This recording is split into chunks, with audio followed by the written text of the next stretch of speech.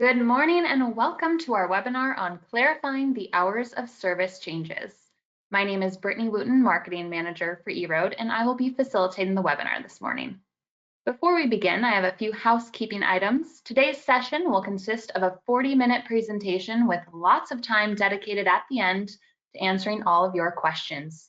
All attendees will be muted for the presentation. But if you do have questions for the panelists during the presentation, just submit them in the question box on the side panel, and we will get to them at the end during our question and answer portion. If your colleague couldn't make it today or you want to revisit the webinar at a later time, we've got you covered. We will be recording the presentation today, and we'll email that out to you afterwards so you can listen in to the presentation whenever you need to refer back to the material.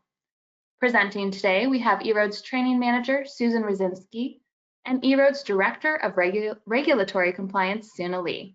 And without further ado, I'll let these knowledgeable panelists get us going.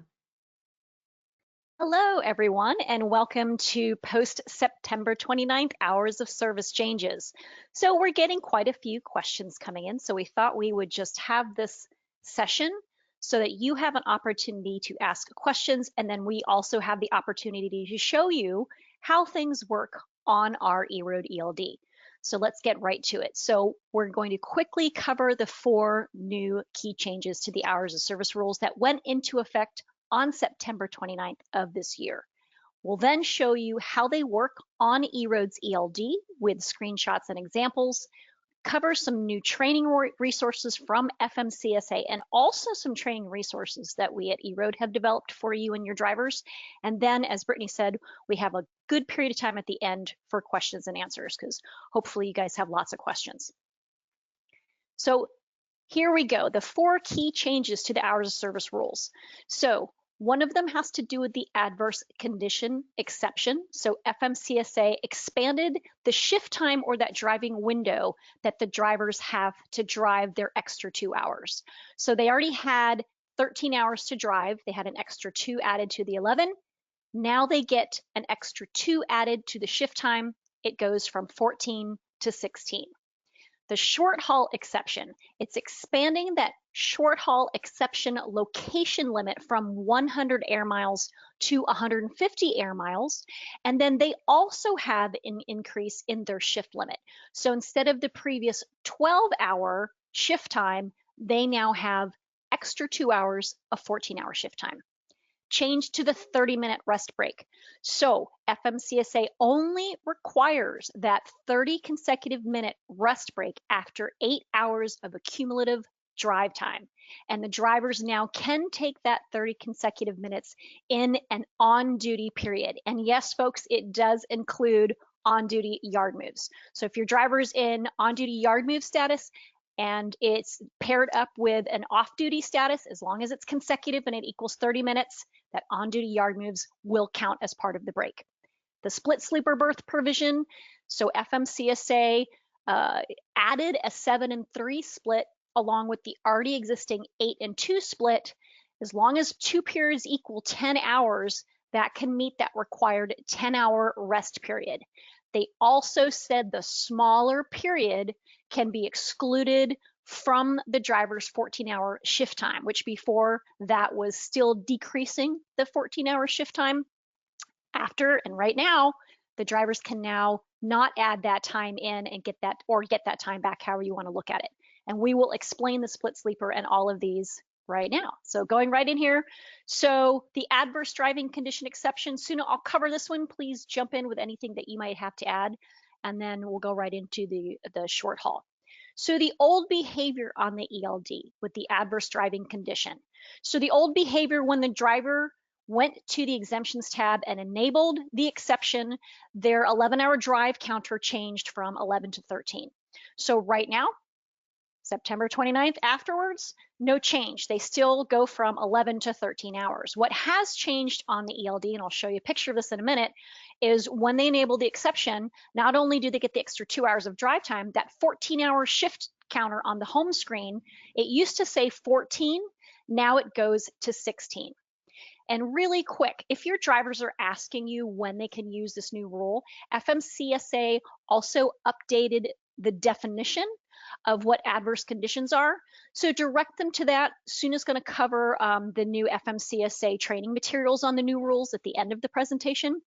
And then also use that to update your company policies and direct them to your company policy on when they can use the new rule. So here's our ELD home screen. You'll note right in the center, this is what has changed. So previously, when the driver enabled that little snowflake exception in the upper right-hand corner, the adverse condition, they got 13 hours of drive time. You'll see on the left that stayed the same. This went from 14 to 16. So now your drivers have 13 hours to drive in a 16-hour shift. And that's about it. So when adverse is enabled on the EROAD ELD, they get these counters showing here. So Suna, you want to go over the short haul exception? Sure, sounds great, Susan.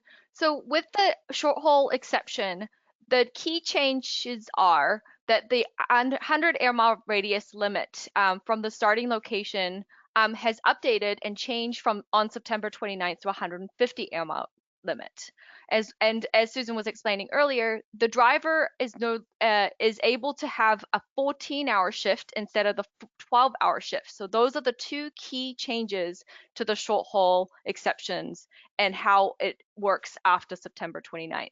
Now, the things that haven't changed is that the 11-hour drive limit will still remain, which means that the driver still has to finish their total number of hours that they drive in 11 hours, but they have that 14 hours to do that within.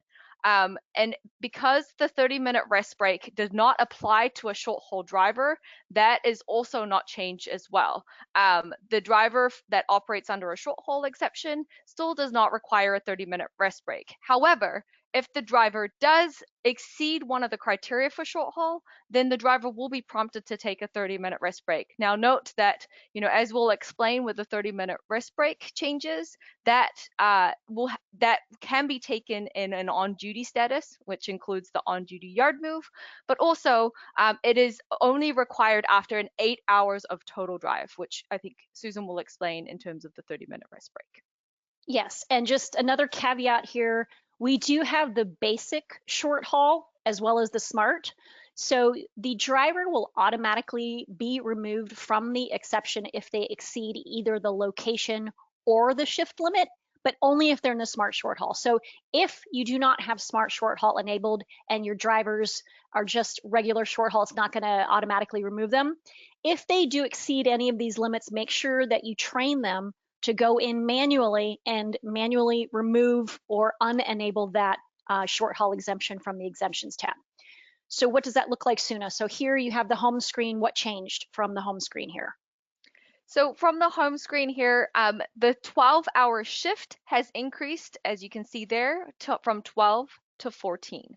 And so the driver will still see those counters count down as normally when the driver is operating under short haul. Now, again, as Susan was mentioning with the smart short haul, if the driver is in drive status, it will show a lot of prompts around whether they are tracking within the 150 air mile limit, as well as the 14-hour shift. So yes, and on the screen, so before September 29th, when the driver were in short haul, you see that SH purple icon in the upper right-hand corner of the home screen as well as the drive screen, but the shift went to 12. But now the shift stays the same whether you're interstate or not. So how are the driver going to know that they're actually under the short haul exemption? You'll see that little purple SH icon in the upper right-hand corner. So if they're not sure, because those drive counters and the shift counters aren't going to change from the property interstate rule, look for that SH icon in the upper right-hand corner of the home screen and also on the drive screen. Here's some examples. Suna, you want to cover then this is with smart short haul, some of the screenshots that the driver will see. Perfect. So with the smart short haul feature, again, that's very different to the basic short haul, which requires the driver to keep track of those limits on their own and be able to remove it when they do exceed the criteria. However, the smart short haul is able to help the driver and guide them with those particular criteria with the new changes comes up from September 29th. So what you see here on the screen, when a driver is going into a drive status, they will see how they're tracking against the air mile radius right there. So if a driver is coming close to that 150 air mile radius, they will see the warning icon that says how far they are trekking close to that. Next screenshot. Yes, so it's starting at within 10 air miles. So starting at 140 or 140, 141, they'll start seeing that air mile. So it lets them know. Yeah, and once they do exceed the 150 air mile radius, what you see here is the actual warning turn into a kind of a violation of that air mile radius. And as you can see from the top right hand screen there, it takes the driver and the out of the short haul automatically, and they will only see that change once they stopped driving. But while they're in driving, it will show the strikeout in that short haul icon in the top right hand corner, as well as the over 150 air mile prompt that shows for the driver that they now are no longer within the short haul criteria. The next screen that you're seeing here is if the driver exceeds that 14-hour shift time, then they're going to see this particular warning. It takes the driver out of short haul as well, and this is how they will see it on the drive screen. So if they are still driving, then they're going to see the strikeout in the right-hand icon corner. And once they do come to a complete stop, then they will be given a prompt that says that the driver has ended the short haul exemption because they have exceeded that shift limit. Similar kind of prompt will show for the driver after they have exceeded the air mile radius as well, which says end of short haul exemption, you've exceeded the 150 air mile limit. Yes, and then what Suna was saying before with the 30-minute rest break, if they have not fulfilled the 30-minute rest break requirement, so if they didn't have an on-duty, off-duty period previously in that 14 hours, they'll get a prompt reminding them to take their 30-minute rest break as well. So if they've already taken it, they won't get the prompt, but if they haven't, we give them the 30-minute rest break prompt as well, based on the new 30-minute rest break rule, which we are going to cover right now. So prior to September 29th, the driver on their drive screen. So when they're driving, they see a different screen, which we'll show you in a moment from the home screen. So the until break due screen timer was at 8 hours and 00 minutes. And then when they took a 30-minute consecutive period in off-duty sleeper berth or off-duty personal conveyance, then it would reset. But now that until break due drive screen counter resets to 8 anytime the driver has any 30-minute consecutive period in any duty status other than drive. So this is going to include that off-duty line 1, sleeper berth line 2, off-duty personal conveyance, which is off-duty status, on-duty not driving line 4, and on-duty yard moves. Any combo of those that equals 30 consecutive minutes is going to reset that drive screen until break due timer to 8. Now, old rules is that break had to be taken. So when the driver got in the vehicle and started their day, that 8-hour timer started and started counting down with any duty status, right? Now that until break due timer on the drive screen, it only counts down with drive time, so that anytime on line 3 the driver's driving, it's only going to count down. And so that's been a challenge that we've had questions. The drivers are calling in thinking that drive screen break counter is broken because it's not counting down. It's only going to count down now with drive time. And then anytime they have a 30-minute consecutive break period, which now includes on duty, it's going to reset it to 8. So if your drivers are stopping, they're fueling, they're eating lunch, the bathroom break or whatnot, if it's equaling 30 plus minutes, it's resetting that break timer. So make sure you let them know and understand, and we'll cover that in a little bit more here. I'm going to show you what that looks like because it is tripping the drivers up. And then any pairing of those statuses, anything other than that drive line 3, as long as that time is consecutive. So if you have any drive time in there at all, it's going to break up that 30 minutes and it will not reset that timer to 8. So here's the drive screen that the drivers do see. So you have the countdown timer in the middle. You'll see here it says until break due. That's what we're looking for. So there's several things that could be shown underneath the words for those numbers. You might see drive time left, shift time left, and cycle time left, or until break due. So the drive time left does not have to do with the 30-minute rest break rule. So that's where drivers are getting confused. That drive time left has to do with the 11-hour rule. It says shift time left, it has to do with the 14-hour rule. The cycle time left has to do with your weekly totals on there. So if they're trying to figure out how much time they have left until break due, that's what it says. They'll make sure they know it says until break due. So again, this is only going to count down. It'll still count down from 8 with drive time, line 3. And then it will reset to 8 hours 00 with any consecutive duty status or combo of more than 30 minutes.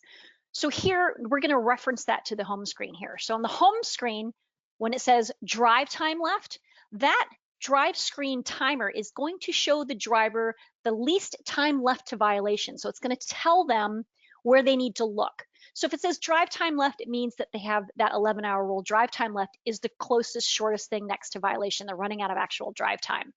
If it says shift time left, it means they're running out of that driving window, that shift. So that's the time least to violation. If it says cycle time, their weekly totals, it might be the end of the week, they're running out of their cycle time. When it says until break due, that has to do with the new 30-minute rest break rule, and it's only going to count down with drive time. There is no break screen counter on the home screen. That's just going to see on the drive screen. So Suna, now we get into the fun one, the split sleeper berth provision. So you want to go through this, and then we have some great new tools from FMCSA folks that we're going to help you with this one. We're getting a lot of questions on the split sleeper berth. That's true. And this is the most complicated of the provisions that came out with the final changes that took effect on September 29th. So here we go. In terms of the old behavior, there are 2 periods that are required to meet the split sleeper berth.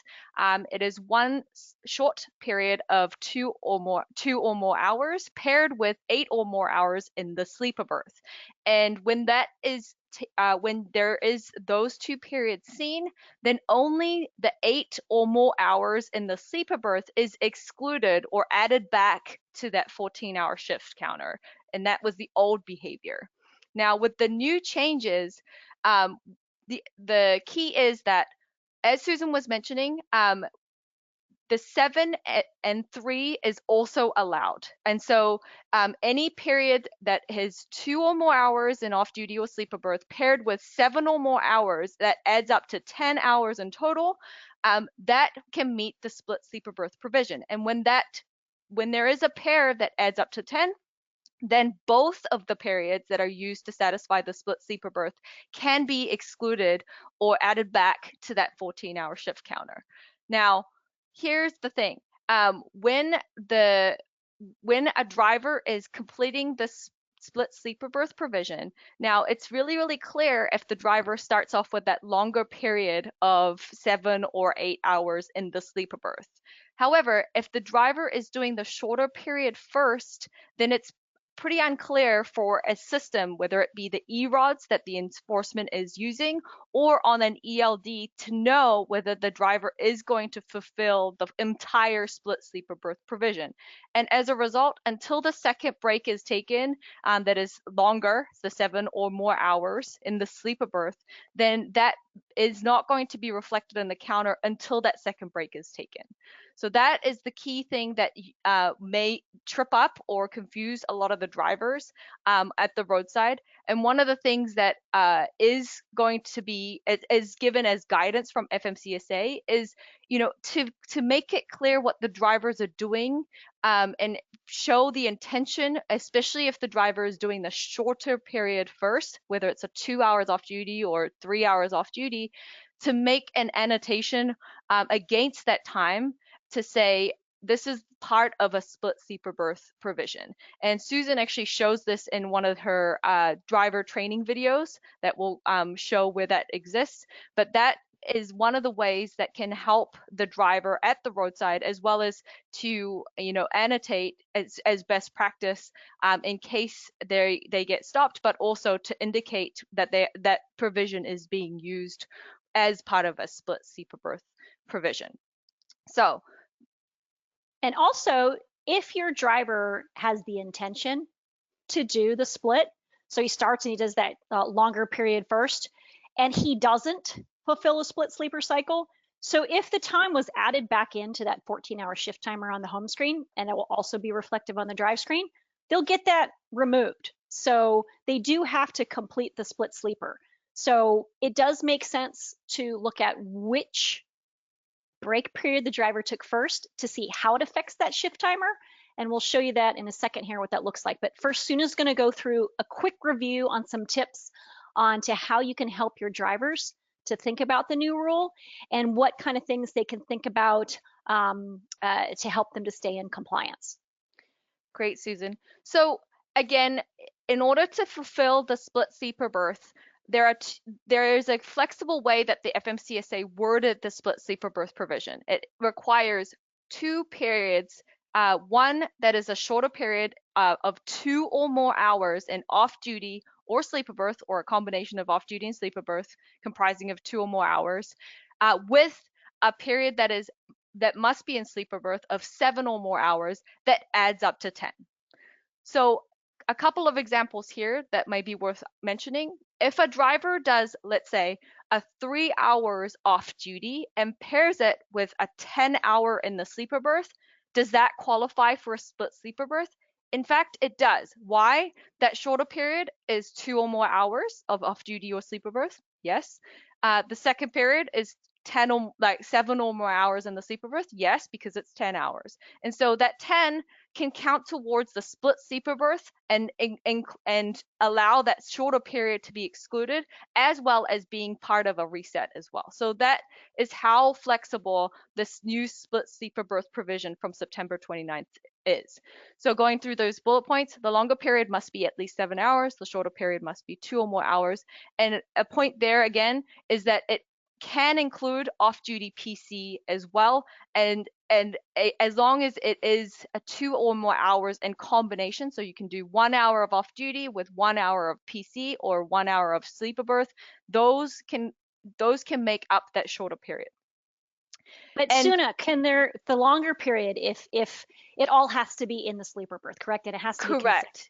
Yeah, and so in terms of that 7 or more hours that must be in the sleeper berth, make sure that the driver isn't taking any of that time and doing off duty. What we've seen sometimes is a driver goes into the sleeper berth and then he's taking some time in off duty PC. That is going to break up that split sleeper berth time. That longer break is broken by doing that PC in off-duty status. So make sure that the driver is consecutively taking 7 or more hours in order for them to fulfill that longer part of the split sleeper berth.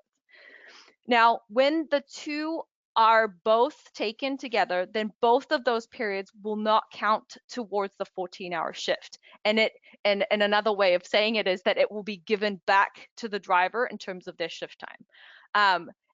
Again, just note that the driver still is only getting 11 hours of drive time on both sides of the sleeper berth. The way to count it is with any of the split sleeper berth provisions, whether it's a shorter period or the longer period, the way to check for the 11 hours of drive time compliance is to look at the total drive before and after each of the sleeper berth provisions. So before the shorter period, and after that shorter period, does the driver have a total of 11 hours of drive time? If he exceeds it, then he may be facing an 11-hour drive time violation. Same thing on either side of that longer period of 7 or more hours, does the driver exceed that 11 hours of drive time? That is how enforcement will be checking for compliance there.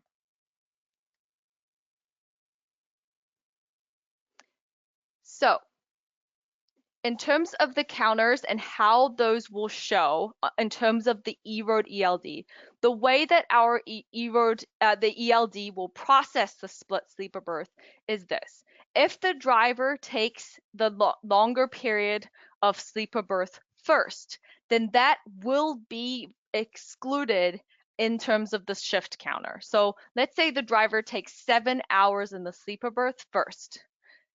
In order for them to meet the split sleeper berth requirements. If so, then that intention is made clear throughout the system, and so we will give the driver the benefit of the doubt, and it will be excluded from the shift counter. So it will not count towards that 14 hours shift. Now, so they'll basically get that time added back in, correct? Correct. Yeah. So that time will still be added and it will show in terms of that shift counter, the time remaining. Now, If the driver then completes the full split sleeper by, completing the 3 hours of rest, so 7 with the 3, you can see that that completes the split sleeper berth. And in that case, the 3, as the driver goes along in their day, that 3 will also be excluded from the shift because that pairs with that first 7 hours. Now, here's the interesting part about systems, and it is nothing to do with the drivers not doing anything wrong, as well as the understanding around the split sleeper berth. We all understand that the shorter period is also excluded from the 14-hour shift, as long as it meets all the, it has the second part that meets the split sleeper berth requirements. However, in terms of the system, when we're going through this in real time, the system does not realize that the driver is going to be completing the split sleeper berth as it happens. So if the driver, let's say, takes the 10 hours off duty to start a new shift, and then he takes, let's say, the shorter period of the split sleeper berth first, so the 2 hours or the 3 hours. Let's say the driver takes that particular part of the split sleeper berth first.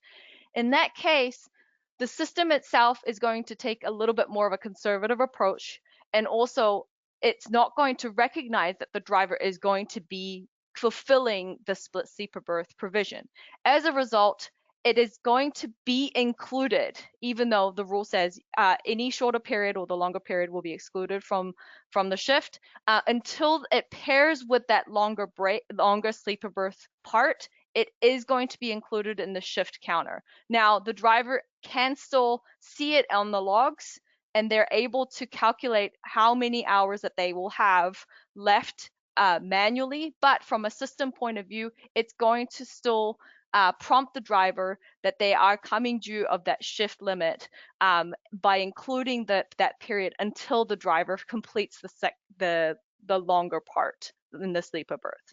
So that's the thing to be aware of. Now, why do we do this? This actually reflects how the EROAD system, the enforcement system, processes it processes it as well. It's just because the system is unclear of the intention that the driver is going to do until they complete the second part of it, which is in the sleeper berth, and that is fully clear that that's what they're intending to do.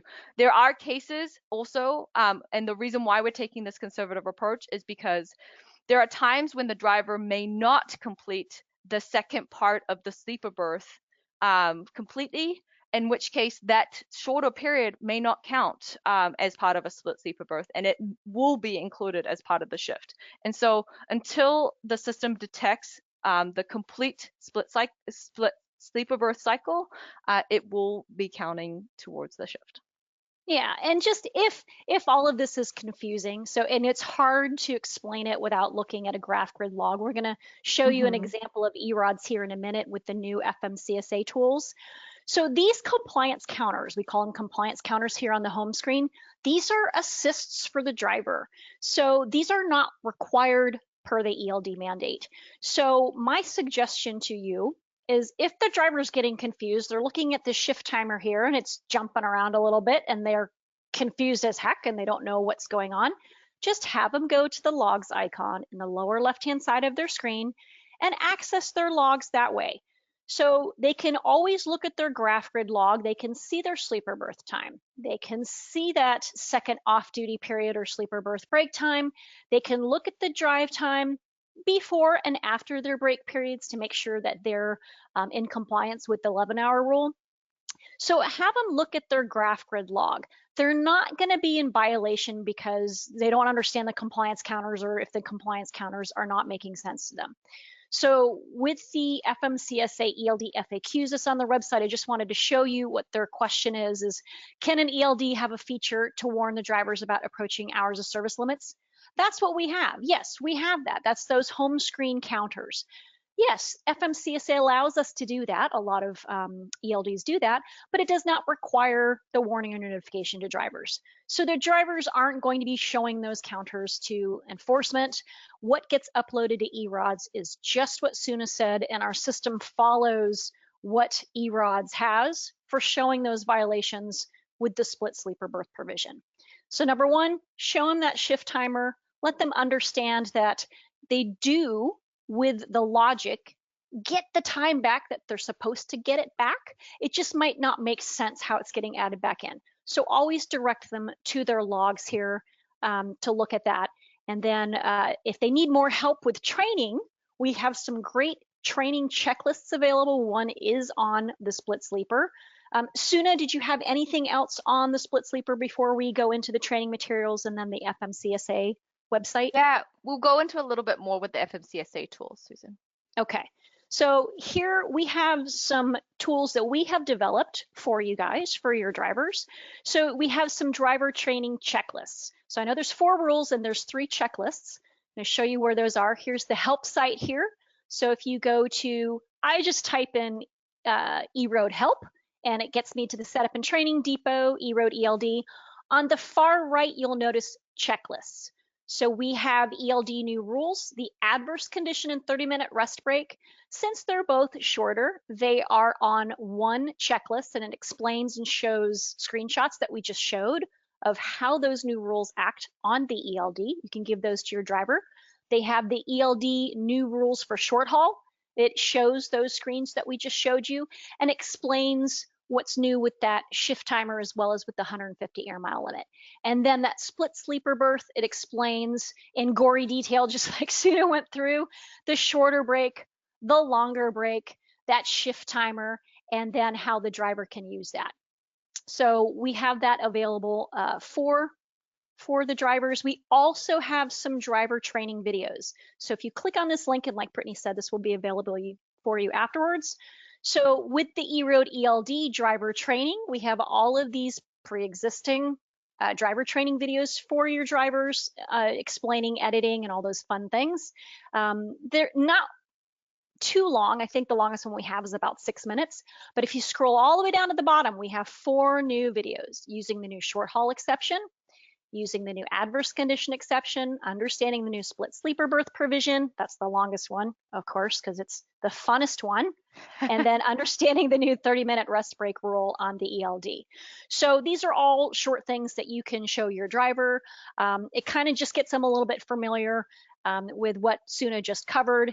And then, but wait, there's more, FMCSA on last Monday, or the Monday before the new rules came out, just uploaded their website with a bunch of new tools and some great information. So Suna, you want to cover what now is available through the FMCSA? Absolutely. So FMCSA has done a fantastic job actually of being prepared for this change and what it means for implementation.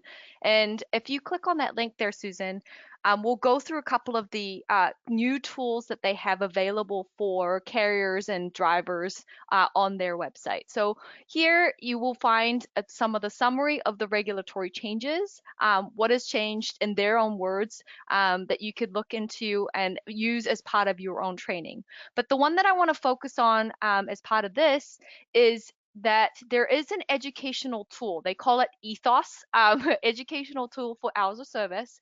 And it's a new tool, and it's pretty dynamic rather than static. So, you know, with the old rules, FMCSA used to have something called the logbook examples that showed what the hours of service rules were. Now, instead of updating that in a static document, what they've launched is this new tool that you can create your own scenarios and see how the new rules operate. So if you click on that new online tool here, then you'll land on this page. To understand more about this tool, you can actually go and download the explanations around that. So that's highlighted there. We're hovering over it right now. So take a look at that to look at the explanations behind how the logic works on EROADs. Now, the thing to note here is this is representative of the potential violations that an inspector may see at roadside depending on your driver's RODS data. So, you know, when an ELD transfers the data to the EROAD system for an inspector, this will show the kind of logic that an inspector will get in terms of the potential violations that will show up representative of that driver's logs for that day. So it's pretty cool. if you scroll down to this page, you will see here a couple of things. One is FMCSA has actually loaded a couple of preset or pre-populated examples for you to take a look at. So there are 4 key examples on 2 of the more complicated rules. One is the 30-minute rest break, and the other is the split sleeper berth provision. And you can see examples. One is of no violation, and another is one with a violation. So if you select one of those and scroll down, like Susan just did here, then you can see if there are any violations or not, depending on this. And so, for example, with this example here, there is no violation. Why? Because the driver has taken 30 minutes in on-duty status to break up their drive time, as you can see there.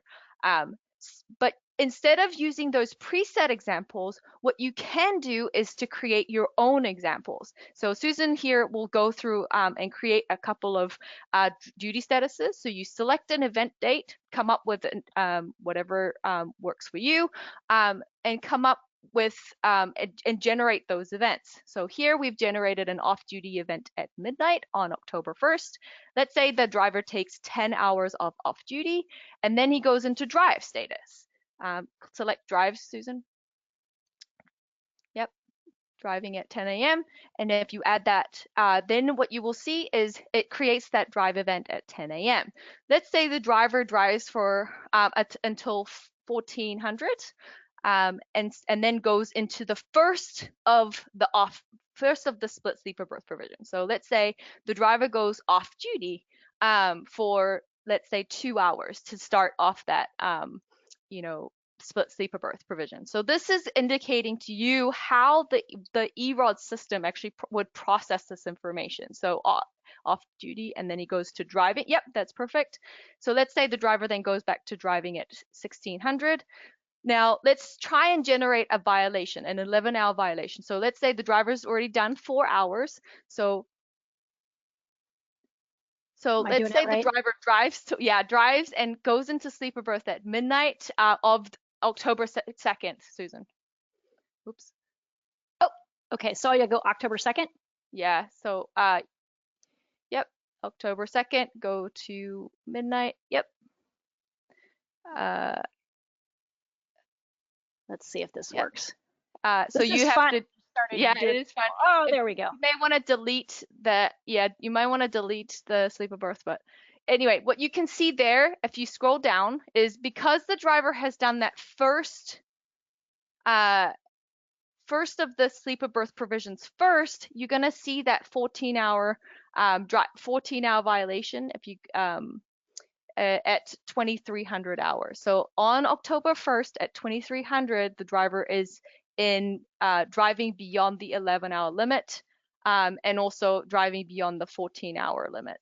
And so what that indicates is that the driver has, that 2 hours counts towards the 14.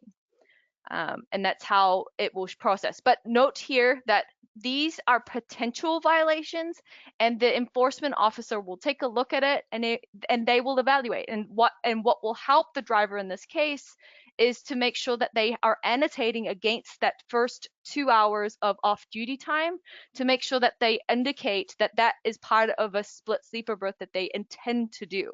And so as you can see, driver hasn't completed the 8 hours in the sleeper berth just yet before, let's say, they get into an inspection situation. If so, then this is a potential violation, again, the key word being potential, that will show up for the inspector. And this is how our system on the EROAD ELD is also processing the driver's events. So just make sure that you can use this tool to understand how the systems will recognize certain events and be able to represent that for the driver at either the roadside or in terms of how it will process on an ELD as well. So this is a great tool that you could use to understand how different scenarios will be processed against the new rules. And there are more information that you can refer to on that page as well, in addition to this educational tool.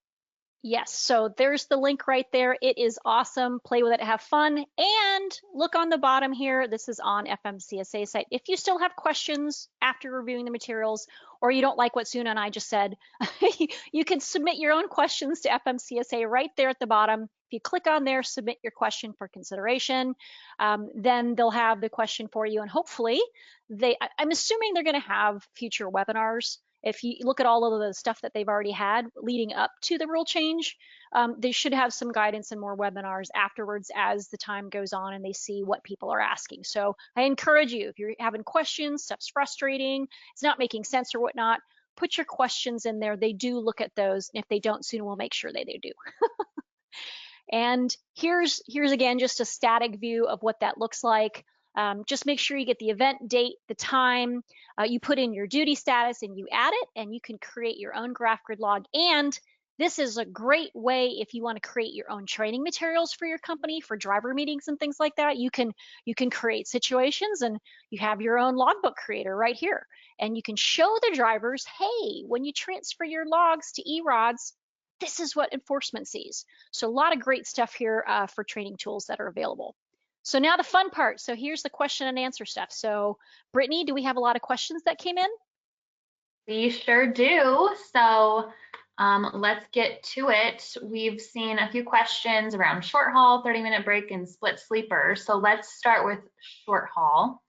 Our first question, since there is a smart short haul automatic disconnect after the driver has left the 172.6 nautical air mile radius, aka the 150 air mile radius, how do we apply this same technology to the ag exempt personal conveyance process?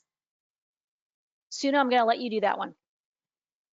Yeah, that's a great question. So with the ag exemption, FMCSA, now that the 150 air miles for short haul looks to be the same as the 150 air mile for the agriculture exemption. Now, the only thing is that ag exempt means that, you know, that time does not actually count towards the hours of service requirements. And so the way that if a driver is doing ag exempt, what they can do is to actually, you know, either put themselves in PC, use unidentified driving, or they're actually annotating their drive time as ag exempt, which means the enforcement officer needs to exclude those drive times from all of the hours of service limits. Now, we are considering how we can make it easier for an ag exemption. However, at this point, you know, the short haul in and of itself is not really designed to support an ag exempt because it's not actually excluding it from the short haul, the total hours of service counters. But we are considering what we can do given that the 150 air mile, you know, automatic trigger is there. So that's a good question. Right now, I think the best thing for a driver is to be able to, you know, one, either use the PC and annotate during the time that they are in ag exempt. Now, that means that the driver needs to keep you know, manually aware of whether they are within the 150 or going to exceed the 150. We will be thinking about whether we can do something better for those ag exempt drivers. Perfect, thank you, Suna. Our next question around short haul, do the rules apply or change if the driver picks up the truck at the shop in the morning and concludes the day taking the truck home? So it seems like a different location of where they're picking it up versus where they are taking the truck at the end of the day. Yeah, so the short haul exception, it's an exception from doing a long graph grid log. In order to meet the exception, the driver has to be off now within 14 hours. They have to stay within 150 air mile radius of their starting location, and they need to start and end at the same place. So if they're not starting and ending at the same place, they don't meet the requirements for the exception. So they wouldn't be able to use it. So for that day, if they just, you know, if they started at the shop and then they ended at their house, for that day, they need a graph grid log, which is great because either way, if you're on time card or graph grid log, short haul, exempt or not, EROAD has you covered if you're using the EROAD ELD. They would just be ELD exempt when they're under the requirement, or then they would go out of it. So for that driver, then the only thing they need to look at is the 30-minute rest break then would come into play. So if the driver doesn't meet that starting and end location requirement, then they need to look at if they had 8+ hours of accumulated drive time with the new 30-minute rest break. And if they didn't, you're going to need to make sure that they took that 30 consecutive minutes break time before they drove more than 8 hours for that day. So hope that answers that question. So they'd have to do a graph grid log if they don't meet the same starting ending location. And then Susan, we had a few more questions around the start and stop in the same location. And one person had a question about, do you have to start and stop in the same location every day? And I think that question meant, if they're at the shop, on Monday, do they start and stop the same day there, but then they start in another location but end in the same location? Can you clarify if it needs to be the shop every single day or if it can be another location? As long as they start and stop from the same location for that day, they can use the short haul exception from doing a graph grid log, and they can be in a time card for that day. And that's right, Suna? Yeah, so that's a great question, actually. And great question.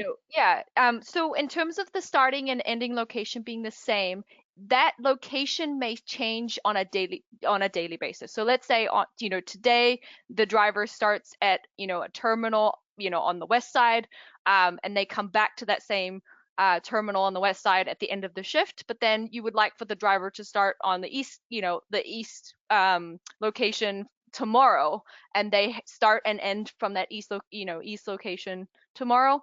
That's totally fine. And we see this happening. I think FMCSA explained that a driver may change their terminal starting and end location. As long as they start and end at the same place each day, they're able to meet, like Susan was saying, the time card requirement, and they can stay within the short haul.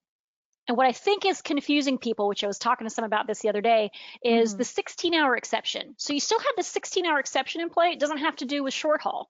So 16-hour exception has to do with that 14-hour, and that's where you have to have the start and end location for the 5 consecutive work duty days or something like that. But don't confuse the 16-hour exception with the short haul exception. Okay, so that's probably where you're getting confused with the days there. Yeah, good advice. Thank you.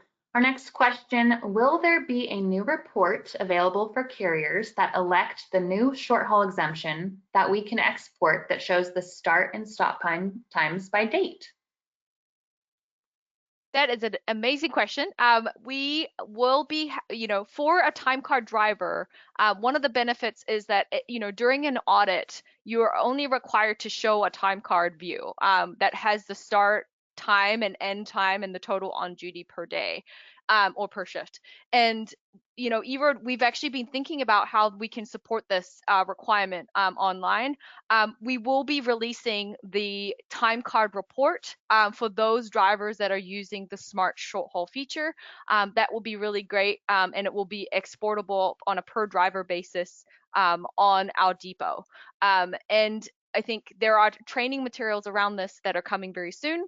And we're really excited that, this means that a short haul driver, you can have all of the records required to meet the time card requirement electronically, as well as if a driver does exceed one of the criteria, you can look that up on the smart short haul report, which shows you on which day the driver exceeded a particular criteria, whether the driver went outside of the 150 air mile radius or the 14-hour shift. You will be able to see that on this particular smart short haul report, and from there you're able to then see which driver needs a log for that day compared to the time card requirement. So you will have that time card requirement coming really, really soon, and we will announce that to you in the coming weeks.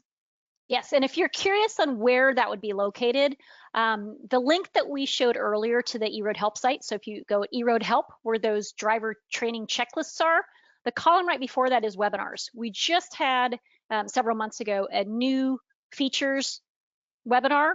It does show you where those exports are for the smart short haul, the exception, and also for where the location would be if you want to export a time card view. So basically it's over the driver list in the depot, and then also in the driver profile, if you go to export logs, it will be in that location where now you have another entry where you have time card view. So fantastic for folks, and great question. And don't worry if you don't remember all those instructions. As Suna said, there will be communications about this new feature coming in the weeks ahead with all of the details of how to use it and where to find it. So thanks. Our next question on short haul. If you go over 150 air miles and it kicks you out for the day, can you go back on short haul the next day? Yes, absolutely. So if a driver is kicked out of short haul for that day, the driver then takes a 10 hours rest. The next day, when the driver logs back into the eHubO, they will be able to see a prompt that says, do you want to re-enable short haul because you were taken out of it yesterday? Yes or no? And the driver can actually say, I am actually going to go back onto short haul. That prompt will be available and will make it really, really easy for the driver to re-enable it for the next day, as long as they can meet the criteria and they know that that's the case. Perfect, wonderful. And there was a question that just came in that I want to make sure we address. And will the ELDs reflect these changes automatically, or do we need to update? Can we just make sure to address that one quickly? Yeah, sure, absolutely. So EROAD, we have been working really hard to make sure that all of the devices that are on the roads today has the latest firmware update that has the new rules reflected. The driver actually does not have to do anything to receive that. We have been releasing the over-the-air updates. So how can you check for that? You should be able to see on the eHubO, either on the depot side but also on the hardware itself. The driver can check on the home screen. At the bottom there, the driver will see the version number for the firmware, and there the version number should be either version 1.58 and 304 or 300, or it should be 1.59 304. If it has that, then it has the latest firmware and it should have the new rules already in place. Great, thank you so much, Suna. Okay, next question is around the 30-minute break. How does the 30-minute rest break satisfy the Washington state law that requires 30 minutes off duty for meals after 5 hours? So if Washington state, if it's a labor law rule and it's not an ELD or an hours of service related rule, the ELD is built based on the FMCSA hours of service rules. So I would just create a company policy on how you want your drivers to use the device to be reflective of the Washington state labor law rules. But the new 30-minute rest break rule that we have on the device follows the new rules that FMCSA put out, not the Washington state. We don't have any labor break rules that are on the device specifically to meet intrastate operations for labor law breaks. Does that make sense? Yep. Suna, do you have anything to add to that? Yeah, I think that explains it really well. We have the hours of service rules for the interstate drivers, as well as certain intrastate rule sets. But today, as of today, we do not have any of the labor laws or meal breaks included in the counters. Great, thank you. For the new 30-minute break update, the drivers can fuel or eat on duty, and it will count as part of the 30-minute rest break if it meets 30 minutes. Is that correct? Yes, fantastic. So if it takes your driver 25 minutes to fuel, have them go take a 5-minute break in off duty. Or if they're driving around, a shipper yard or on-duty yard moves, and then they pair that with a break, as long as there's no interruption with line 3 drive time, 30 consecutive minutes, it's going to reset that break timer to 8 for another 8 hours of drive time then before they need to take a break. Definitely. Great question. Yeah. And the only thing that I would like to add here is, again, these new changes that FMCSA came out with that took effect on September 29th are giving more flexibility to your drivers. Now, if you do not want to take those into consideration and you would want your drivers to do what they were doing prior to September 29th, which actually means that they will be in compliance with the new rules, because they're more flexible, then that you may want to reflect that in your training and also in your company policy. So again, FMCSA have been reiterating that, you may not want to do that for your drivers. And if so, you have the right to be able to have it stricter. You may want your drivers to take off-duty times rather than fulfill the 30-minute rest break in on duty. If so, that may be your company policy, and you may want to reflect that in your training and as well as your policy documents. Yeah, and I wanted to follow up with the short haul question earlier about the location. So the starting and end location. So with Smart Short Haul, we don't have an automatic kickout if they don't start and end at the same location, but you can see the driver's start and end location from the activity screen in the depot. So there is a way to view if you're curious or you want to know if the driver started and ended at the same location. You could go into the depot, look at the activity screen on the journeys and see if they started and ended in the same place. Just a little caveat there. That's great advice, Susan. All right, our next questions are around the split sleeper. Our first one is, so if the driver takes the 3 hours first, will they be driving for 3 hours past their 14-hour shift until they take the next 7 hours off? Ooh, those split sleeper examples are hard unless you can actually draw it out and look.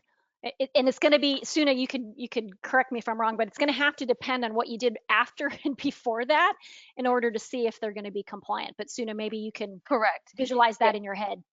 Yeah. So in terms of if the driver does the short period of off duty first, then in terms of the counter, like we were mentioning earlier, it will be giving a more conservative number of hours remaining for the driver. It will not be taking that shorter period out of the shift and giving it back to the driver. So it means that the driver may be showing, hey, you have 2 hours left when they actually have, let's say, 5 hours because they've actually taken the 3 hours off duty. And until they actually take that split, this time in the sleeper berth of 7 hours or more to pair with that time, they will not see that being added back. And also, if there is a violation that may show on the back end side, that will get removed once that second part of the split sleeper is fulfilled, and it will be removed automatically, similar to the logic that we were showing on that educational tool on FMCSA's website there. That is how it will process, because again, the systems don't really pick up on the intention that the driver is doing, especially if the driver is doing that shorter period first. So just bear in mind that the driver may manually calculate and say, actually, if I exclude this from my counter, I still have more time. They may still drive and be compliant at the end of the day. But in terms of the counters and what it will represent and show for the driver, it is going to be taking that into account and will be showing a lesser time left for the driver to drive within that shift. Okay, good explanation. I know that this one is a difficult one, and like you said, Susan, it's hard without the visual example. It is. Yeah. Yes, but be confident. So if you have trained your drivers well and they know the split sleeper, if they're showing those violations, they will get removed. But just have them notate when they're using the first break, the second break, if they're going to roll the split sleeper, put that on there. Help enforcement out. Those remarks do show up in EROADs. So it will help enforcement, especially, if the enforcement officer says, hey, driver, what's going on here? See, you're in violation. The driver says, oh, I'm using the split sleeper. I'm doing my 3 here, a couple hours down the road. I've got this city. I'm going to stop there. I'm going to initiate my second break. That's going to go a long way. If the enforcement says, hey, you're in violation, or you're in a split sleeper, and the driver goes, huh? What, well, yeah, it's, help your drivers out, show them the logs, show them how to do the calculations. They do have a lot more flexibility. The split sleeper is great for them for that. And it's great when they can articulate that to enforcement. It'll help them out. Great.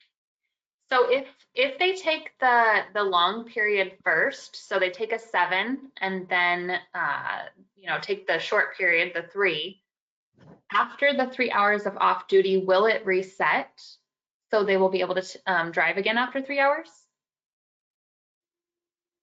Is that question? No, it's a great question. It's hard to use.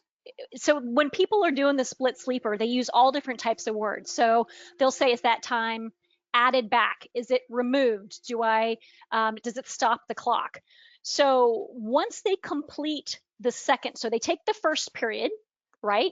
That time is going to be added back into the driver's 14-hour shift. So then basically their 14-hour shift is extended that 7 hours, just like with the 8 before, and then they do some driving and they do some other work, and then they take that second break, which is what this question. So yeah, when they take that second break, then as soon as they have paired and they complete a compliant split sleeper, then the calculation point goes to the end of the first break. So then the driver now, what he's going to have to do is he will see what time the end of the first break is, and then from there goes 14 hours from there, and then that's where they'll be able to see what time they have to drive, and then when they need to take the second break, if they're going to take a second break and do another split sleeper cycle.